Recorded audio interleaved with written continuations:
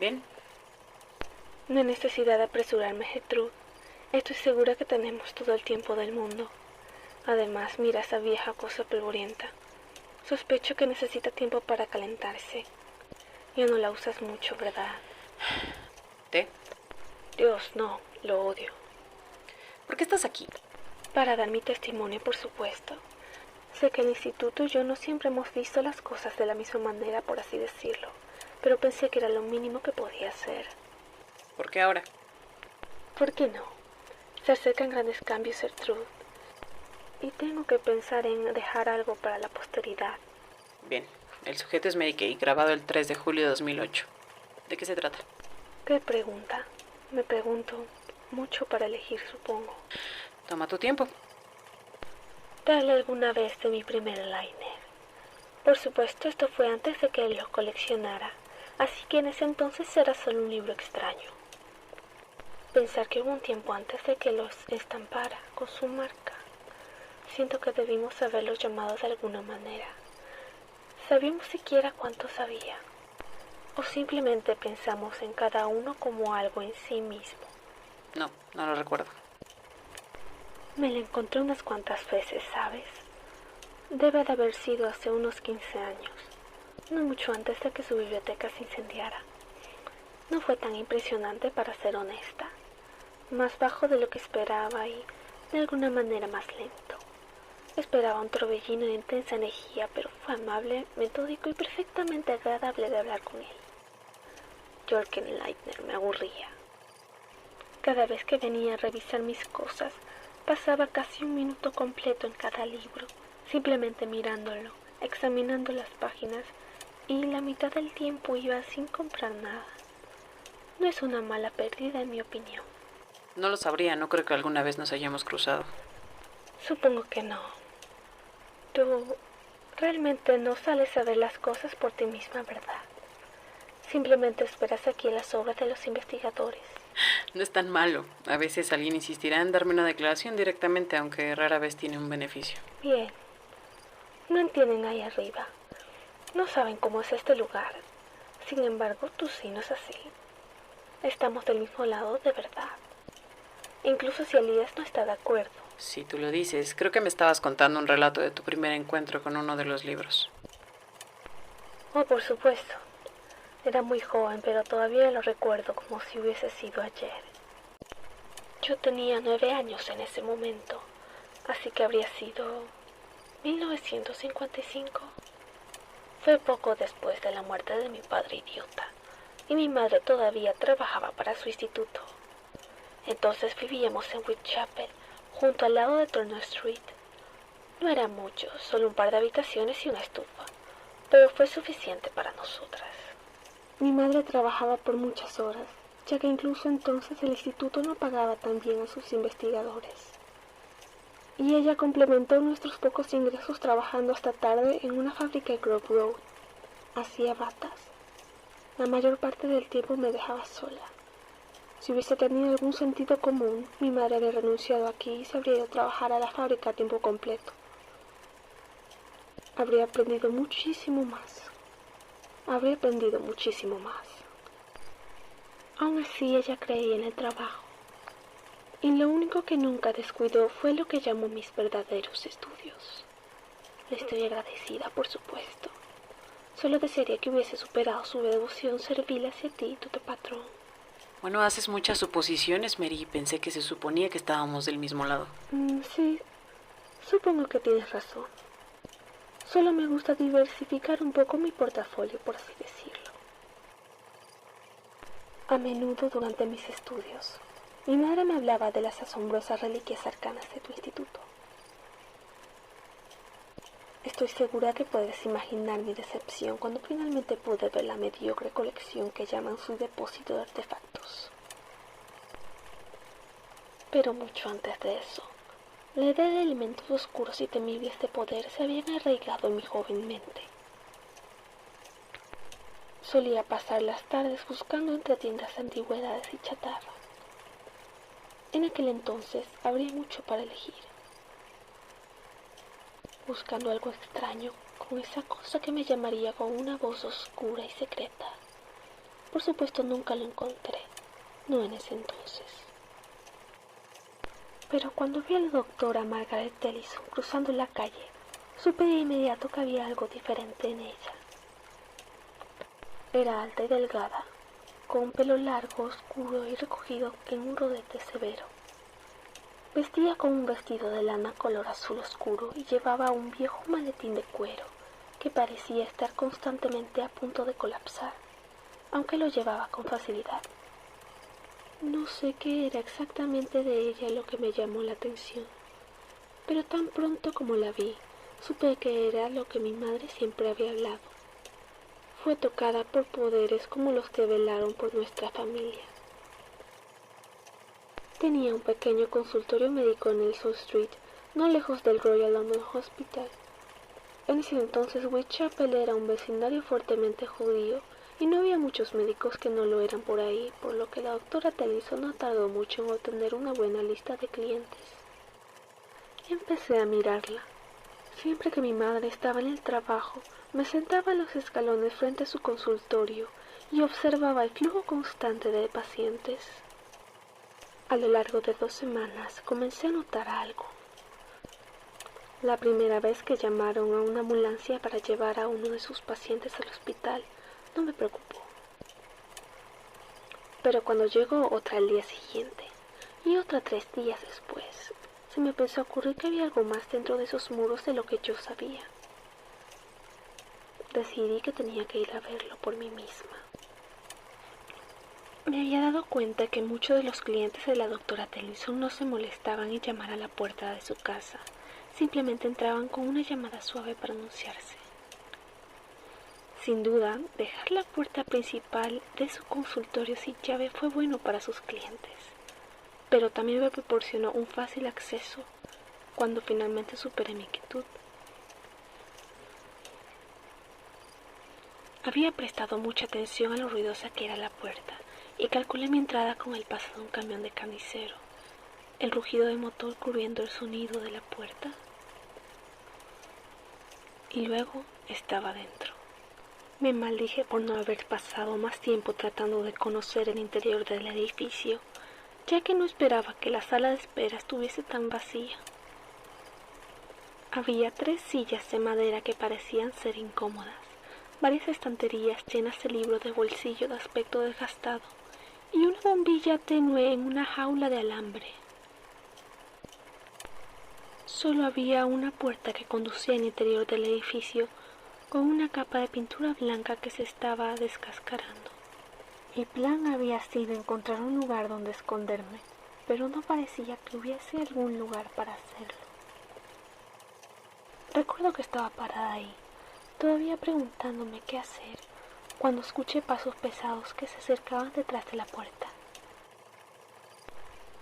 Me congelé, mirando desesperadamente a mi alrededor en busca de algún lugar donde esconderme, mientras que los pasos se acercaban. Acababa de tomar la decisión de huir por donde había venido cuando se abrió la puerta. Un hombre bajo con un bigote erizado salió con un trozo de papel que parecía ser una receta. Me asintió bruscamente mientras pasaba y se fue por la puerta principal sin decir una palabra. Solté un suspiro de alivio y miré hacia el pasillo por el que había venido. Estaba más oscuro de lo que esperaba. La bombilla se había quemado o se había apagado, y no parecía haber ventanas que dejaran entrar el tenue resplandor de la luz del día. Había una escalera de lado, frente a una puerta etiquetada con el nombre de la doctora Tellison. Supuse que era su oficina.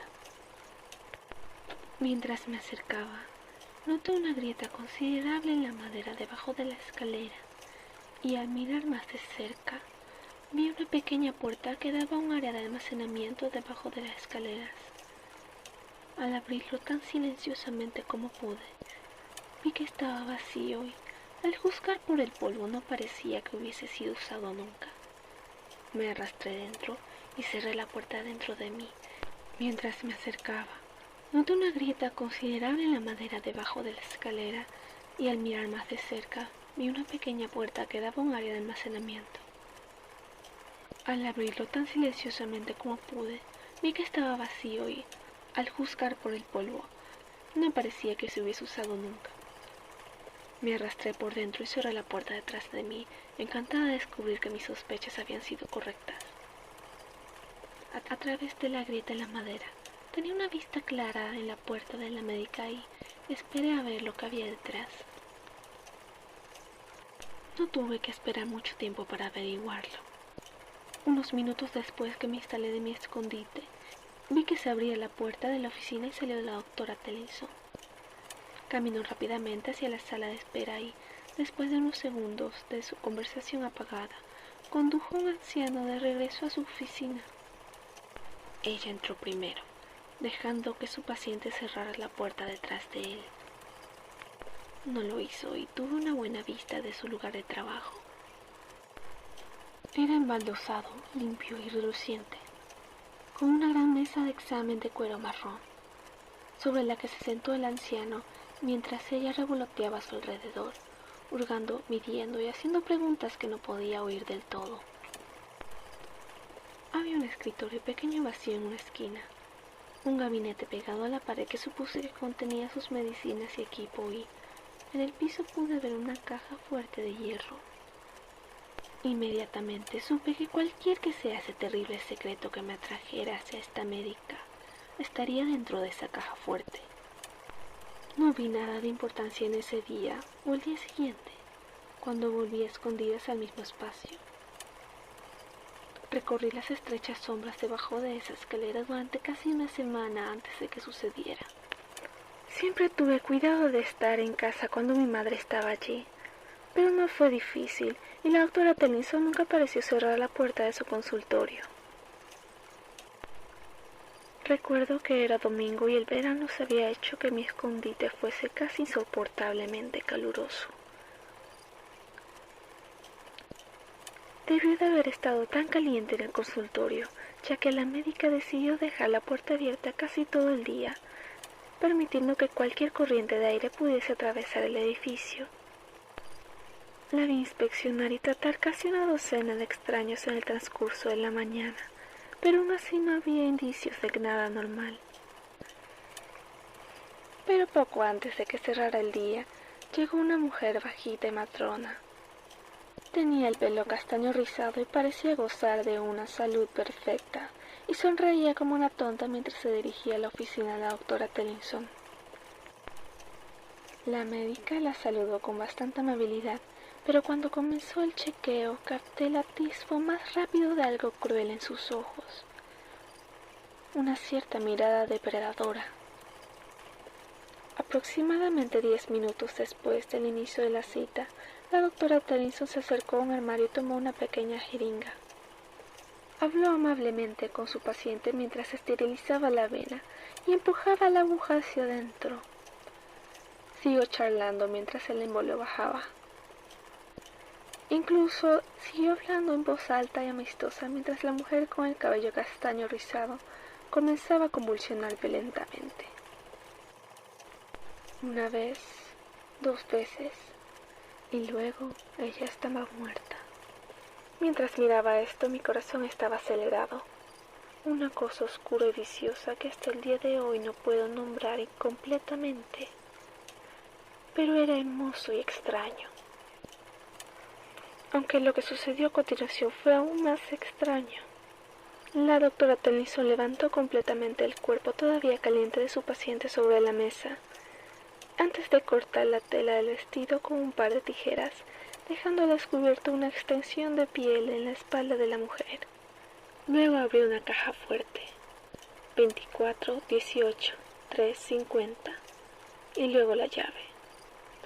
Solo tuve que verla hacerlo una vez. Dentro vi 2 libros, uno pequeño y encuadernado en cuero y otro grande y deforme. Mientras tomaba el más grande de los 2, aportó lo que parecía ser una pequeña pila de huesos de animales y tomó una pluma estilográfica de aspecto perverso. Se inclinó sobre la forma inmóvil de la mesa y comenzó a escribir, no en el libro, sino en la carne de la mujer que había matado. Podía ver incluso desde mi escondite que su letra era apretada y desordenada, dejando algo de tinta azul fluyendo en su paciente como sangre. Después de casi 20 minutos de apresurada escritura, dio un paso hacia atrás, aparentemente esperando a que se seque la tinta. Luego sacó un bisturí limpio de su gabinete y, con cuidado que no le había dado a la escritura, comenzó a cortar la espalda de la mujer muerta, despegando la piel sobre lo que había escrito y dejando un pequeño parche de carne desollada. La colgó todavía goteando en un gancho que no había notado en la pared, y luego se acercó al teléfono e hizo una llamada. La ambulancia llegó tan rápido que me pregunté si había estado esperando. Entraron 3 hombres con uniforme del servicio de ambulancia de Londres. Tenían expresiones hoscas y amargas, y no intercambiaron palabras con la doctora Tennyson mientras envolvían a la mujer en una bolsa para cadáveres y la llevaban afuera. La médica le entregó al mayor de ellos un sobre que solo pude asumir que contenía una gran cantidad de dinero, y se fueron. Estoy bastante segura que ni siquiera se acercaron al hospital. Ahora estaba oscuro afuera y sabía que mi madre estaría preocupada, pero no podía pasar desapercibida. Tampoco quería, mientras todavía hubiese una oportunidad de ver más de ese extraño ritual. Cuando la piel se secó sobre su gancho, la médica abrió el libro grande y vi que sus gruesas páginas estaban cosidas toscamente al lomo con un hilo grueso. Mientras pasaba esas páginas, caían con una suavidad inconfundible. Se detuvo en una página, aparentemente al azar, cerca del final del libro, y comenzó a leer en voz alta, trazando con su dedo delgado las líneas del texto que no podía ver. Mientras hablaba, sentí que el aire se volvía más denso y pesado, un olor a tierra húmeda que rodeaba todo el edificio y se instalaba en mi pecho. No sé exactamente cuándo apareció él. De hecho, incluso ahora, todavía no puedo precisar el momento en el que llegaron. Fue como quedarse dormida. Simplemente sucedió. Aunque no sabía su nombre. El anciano que ahora estaba frente a la doctora Tennyson me era familiar, aunque no sabía su nombre. Uno de sus pacientes, recordé, que había sido trasladado en una ambulancia unas 3 semanas antes. Ahí estaba, encorvado y acobardado. Habló con una voz quebrada, rogándole que lo soltara, exigiendo saber qué estaba pasando. A cambio, ella lo interrogaba sobre su testamento, sus datos bancarios o dónde había escondido dinero. No podía creerlo. Un poder como este, y lo estaba usando para ganar dinero. Me enfermó. Todavía lo hace. No podía creerlo. Un poder como este, y lo estaba usando para ganar dinero. Me enfermó. Todavía lo hace. Entonces supe que ella no se merecía ese libro. Después de despedir al anciano, se derrumbó en una silla de escritorio agotada y se quedó dormida. Saqué la navaja de afeitar de mi padre del bolsillo.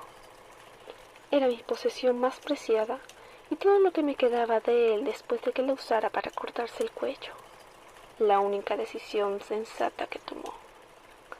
Me arrastré desde mi escondite tan lentamente, tan silenciosamente, que ella apenas se movió cuando la hoja se deslizó a través de su tráquea.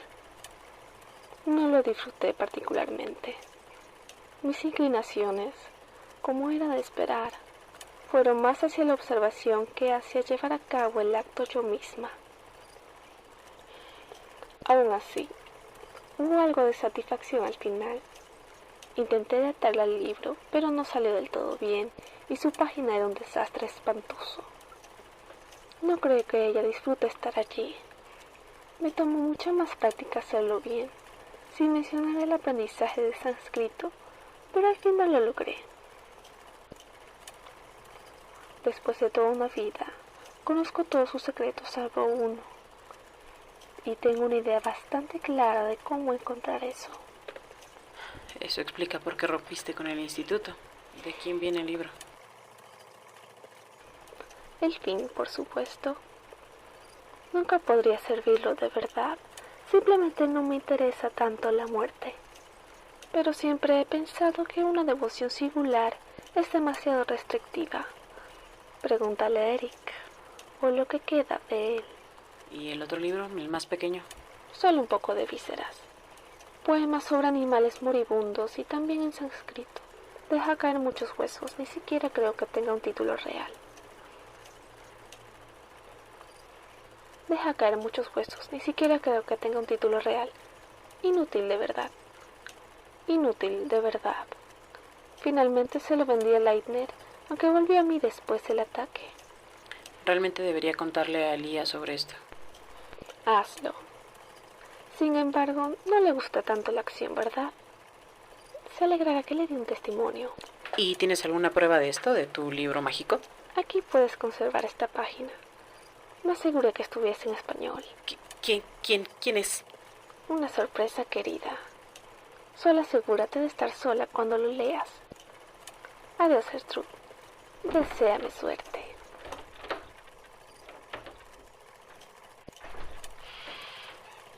Bien, yo realmente no sé qué agregar a eso. Si lo que dice es cierto, debería pensarlo detenidamente antes de leer esta página en voz alta. Probablemente debería destruirlo. Aunque detesto el olor a piel quemada.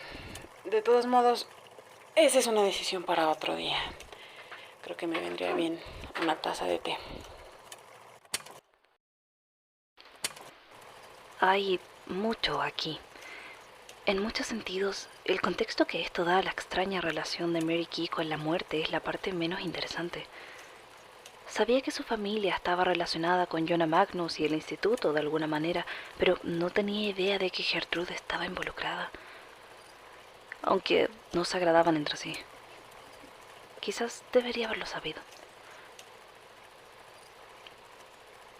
Puede que Elías no la haya matado, pero hay muchas cosas que no me está diciendo. Sin embargo, tengo miedo de preguntar.